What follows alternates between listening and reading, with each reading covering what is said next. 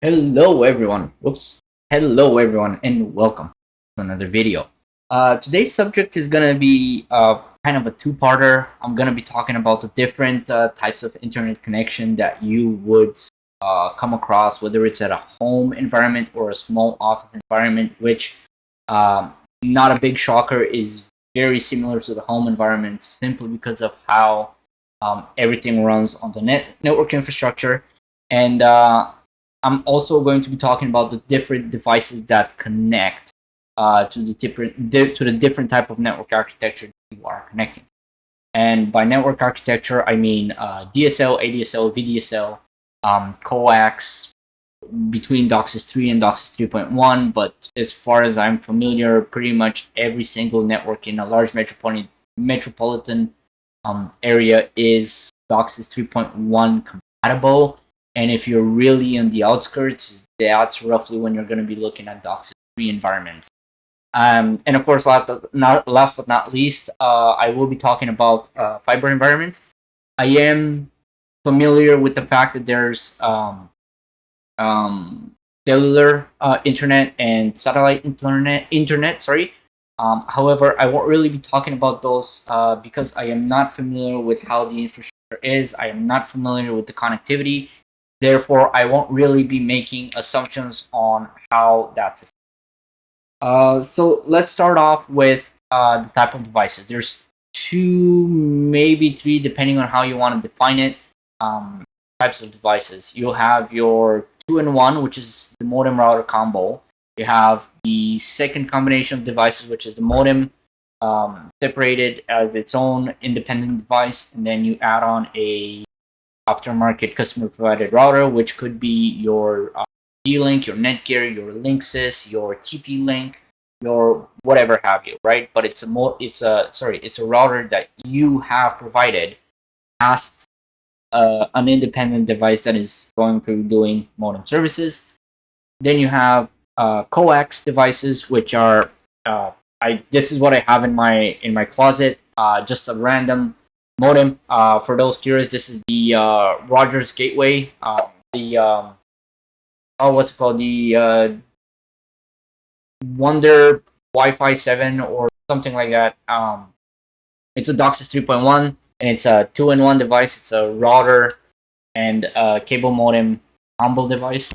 And then you have, of course, like I said, the third type of device, the fiber modem, but they're not really modem. They're more gateways because they use fiber media converters. So because they don't really consider themselves to be modems, it's just a fiber media converter.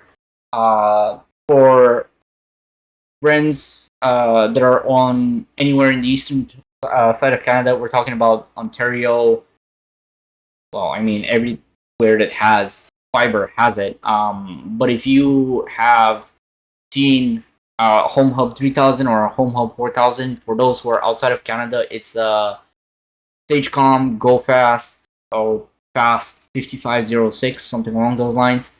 It has an integrated ONT, and of course, that type of device also comes in its possibility to be segregated, where you have one device which is dedicated to your media conversion and one device which is dedicated to routing. I will explain as much as I can to the best of my ability, so please stick to the end of the video, and hopefully a little bit of the information that I will be passing along is going to be helpful to you. Just before I continue though, I do want to apologize for my roughly 12-day absence. The internet that's provided by the building has been extremely unreliable, and I have just now gotten around to ordering my own independent internet connection, which is going to be getting installed on the 6th or maybe the 7th of this month. Barring any possible delays, I should start posting a little more religiously after the 6th or maybe even after the 7th, or maybe just call it a nice round number after the 10th. And of course, I would like to thank each and every single one of you who has commented, liked, subscribed. You guys prop the channel up, and slowly increases the visibility, and it gives me kind of a lot more push and motivation to create any type of nerdy techie review theoretical videos that I can come across my mind. So I do want to thank you all for the continued and ongoing support. Thank you so very much. So back to the content. Back to the content, I guess. So we spoke a little bit of ADSL and VDSL. This is stuff that's ran over your RJ11 telephone line. The two devices, obviously, that I was talking about is the 2-in-1 combo, which is the ADSL VDSL modem router combo, and the independent device. I personally haven't seen a VDSL independent device. I'm not saying they do not exist. However, with quick Google results, don't really come across with an independent VDSL modem. It only comes across the several VDSL devices that are supported. So the Smart RG 516, 515, the TP Link W9970, and the couple other like independent smaller companies like Thompson. Yes, Thompson modems. They're also one of the better providers for ADSL VDSL devices, which is actually pretty fantastic. Growing up in Canada, I had a Thompson 516 V6 that would get me 6 megabits of ADSL internet connection. It was fantastic. I can't really say anything bad about it. Moving on to the next type of device, we're talking about coax, modems, and routers. The modem router combination, if you're in eastern side of Canada, so we're talking Quebec, Ontario, Prince Edward, Nova Scotia, and New Brunswick. Those are mainly areas that are dominated by Cogeco and Videotron. They have they now have DOCSIS 3.1 devices. My apologies. And in some of the more remote areas, they have DOCSIS 3.0 devices. And like I said, it's going to be a little bit of a reach, but I was building towards the your own independent router devices. So there are many ways that you, less now than there were before, where you can circumvent the service provider provided device. That's a tongue twister. Where you could provide your own modem or modem/router combo, so that you can have more or less better control over the network that you are hosting. However, with the introduction of DOCSIS 3 and DOCSIS 3.1, where they have created more and more combo devices, everything now is handled by TR069, which is the remote management protocol for broadband networks, and it handles everything from remote assistance and firmware image management. Therefore, that's why a lot of ISPs either are providing their own hardware free of charge, or they have a very limited table of supported devices because it's cheaper and they can manage and control it over TR069. And when I say manage and control, I don't mean it in the negative way. I do mean it like they are supporting the device with firmware updates, fixes, and potential troubleshooting on to the line up to the modem. It's actually, I'm kind of conflicted about it because it's both beneficial, but at the same time, it's a little, to me personally, anyways, it's a little bit intrusionary. It's a little bit too involved, and like I said, while I do agree, I also disagree with it. I am kind of conflicted.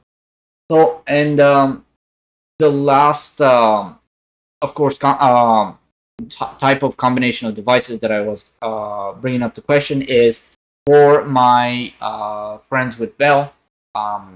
anything home hub 2000, 3000, 4000, and gigahub. So I have been doing a little bit of research, and anybody who's on the home hub 2000 is very capable to easily bypass the device.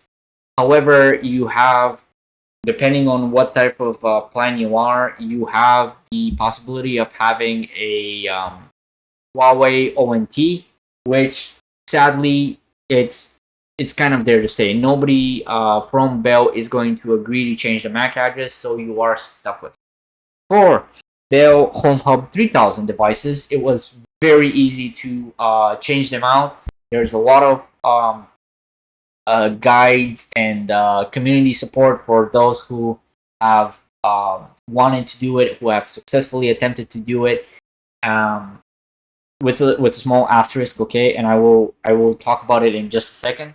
So for anybody who has wanted to get rid of the Home Hub 3000 because it's such a locked down modem and it doesn't give you a lot of control over your network, there is the possibility of literally just pulling the little mini GBeak that's on the back of modem, because it is a detachable GBeak, putting it in your own media converter and just using your own aftermarket sorry, not modem, because again, in that type of connection, modems that don't really exist. Everything is handled literally just by a media converter, and it's just a router on both ends.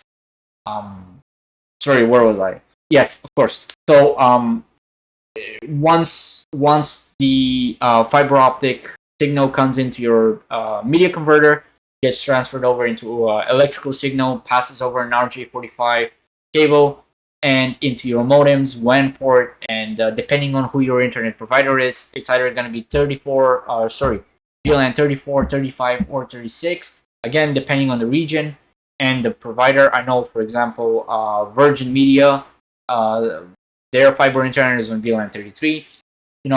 And Bell's has always been on 35 for internet and 36 for IPTV. You just gotta VLAN tag traffic going out of your WAN port, and you can effortlessly connect. Now, going back to that little asterisk that I was talking about, it's really easy to do it when you're on GPON technology, and that's for those who don't know what GPON stands for. Don't worry, I really suck at abbreviations too. GPON is basically single gig fiber connection. Up to single gig fiber connectivity. So Bell's fiber 50, 150, 300, 500, and gigabit are all gonna be on the GPON technology. Now, moving over to anything above a gig, 1.5, 3, 8, 10, whatever have you, that's all on the XGS network technology, and this is where it kind of becomes a little bit trickier whenever you're going to be changing your home hub 4000. Now, it is possible because my setup at home, I have completely bypassed the gigahub, but it did take a lot of convincing from my end to the Bell technician on the other side. And because I am running a small business network, sorry, I don't know why I did the air quotes. Like, I am literally running a small business network. I did express to the agent that my discontent with how much there was disconnections from the modem. I wanted to try putting an aftermarket ONT, and the one that ended up working for me was the Nokia 10G XG or XS SFP, and it's literally just, you don't even need the mini GBIC anymore, because all of the signal conversion happens in that ONT, and it's hold on, give me just a second. Nokia XS, I believe this. Yes, okay. So the full model number is Nokia ONT XS-010X-Q, and that is a compatible device. You can use Bell's multi-gig fiber connectivity on that device. I will post a link down into the video description for reference. I don't know how willing they are to swap over the hardware to you. I'm fairly sure they will be insisting on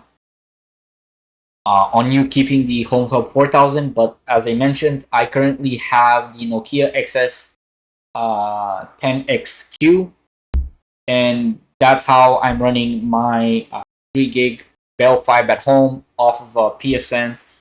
I will make a video about that when I go back to my home, probably next week or the week after that, and I will show you guys the infrastructure and how I have it set up. It's actually really cool, and the fact that it works, I am beyond amazed.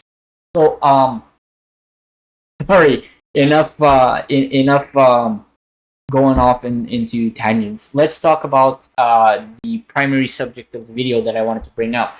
So if you are running a network where you have either a independent modem for coax or an independent fiber a fiber media converter, I want you to consider the following. If you have your own aftermarket modem, or sorry, not modem, router, whether it's Netgear, whether it's Linksys, TP-Link, D-Link, or whatever have you, right? The one thing that I kind of wanted to sort of bring to the whole video is security.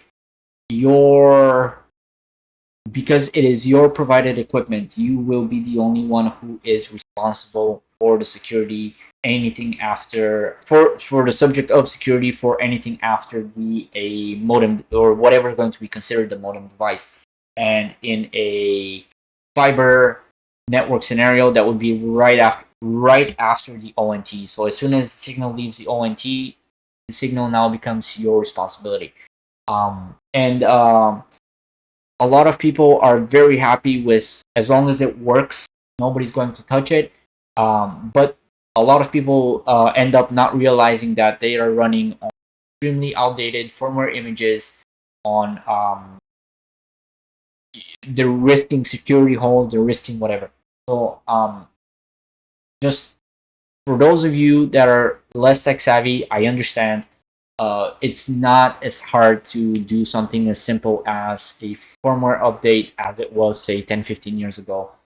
All you have to do is just take a nice little read out the manual, download the proper image from the manufacturer's website, go ahead and update the firmware of your device. If you're something of a prosumer yourself, somebody who wants to get a little bit more of a squeeze out of your network, or you're interested in high availability for your network, you would have to consider aftermarket firmware. So GDWRT, OpenWRT, and Fresh Tomato, depending on what device is compatible with it, so that you can unlock the rest of the functionality of your router, so that you can have access to all of those commands that are not integrated into the manufacturer's UI by default. We're talking OSPF, RIP, BGP, whatever have you.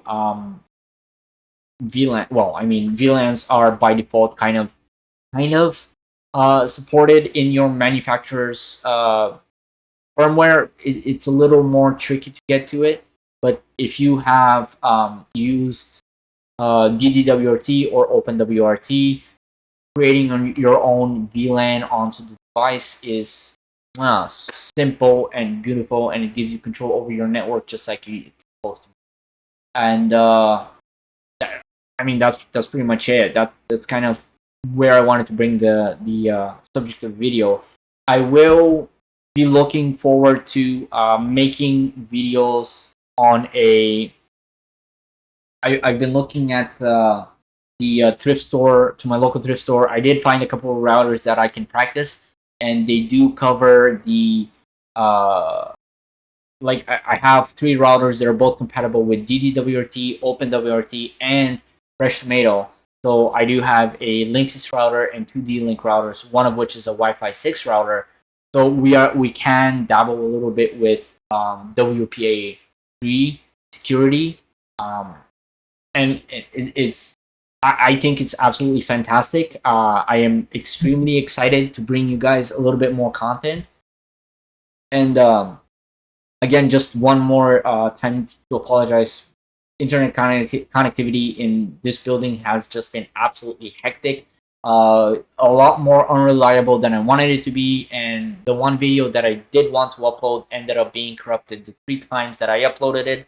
So it never made it past the draft stage. So hopefully this video is going to you guys are going to have the opportunity to watch this video and let me know what you think. I do have a lot of content. I promise you. I know it's with like the large kind of like dead spots in between the videos. There has been a lot of, I don't want to say doubt because I don't even have 1,000 subscribers yet. So I don't know what I'm getting ahead of myself for. But do stick around for the next couple of videos. I am also working on the as soon as I restore my network to its former glory, I will get back into making virtual machine videos. I have not forgotten about the practical lessons for PFSense, so there is another video that's going to be coming in as well. And like I have a lot of things on the go right now, and they will be coming. I promise you all. So thank you again for joining me into this quick spiel, into this quick rant about the different connectivity. Remember to update your router's firmwares, and see you guys.